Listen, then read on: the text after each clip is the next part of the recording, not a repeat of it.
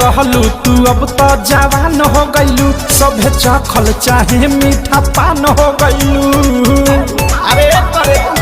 अरे सुनो हो लइका रहलू तू अब तो जवान हो गईलू सभे चखल चाहे मीठा पान हो गईलू। झीली तर डरे से दिल में बान मारता ऐसन बदबा लाजो रे पलाजो तो हर जान मारता लाजो रे पलाजो तो हर जान मारता लाजो रे पलाजो तो हर जान मारता लाजो रे पलाजो तो हर जान मारता।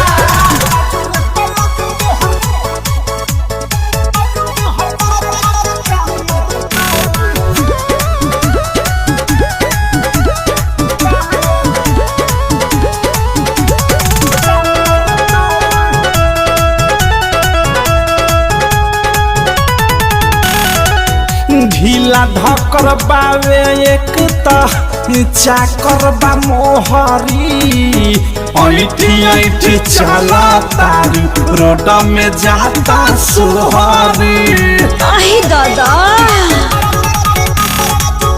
ढीला ढकर बावे एक चाकर बा मोहरी ऐठी ऐठी चला तारी रोड में जाता सोहरी। कमसिन जवानी तोरू ने मारता लाजो रे पलाजो तो हर जान मारता लाजो रे पलाजो तो हर जान मारता लाजो रे पलाजो तो हर जान मारता लाजो रे पलाजो तो हर जान मारता।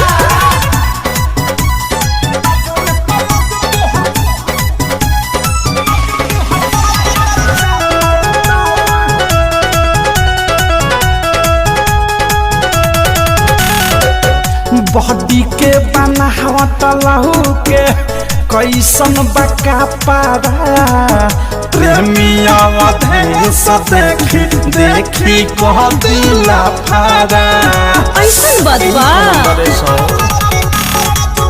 बॉडी के बनावट लहू के कैसन बका पारा अनुराग मुकेश देखी देखी कह दिला फारा। बिकी विशाल के तोर ढाला ने मारता लाजो रे पलाजो तो हर जान मारता लाजो रे पलाजो तो हर जान मारता लाजो रे पलाजो तो हर जान मारता लाजो रे पलाजो तो हर जान मारता। हो लइका रहलू तू अब तो जवान हो गईलू सभे चखल चाहे मीठा पान हो गईलू। झीली तर डरे से दिल में बान मारता लाजो रे पलाजो तो हर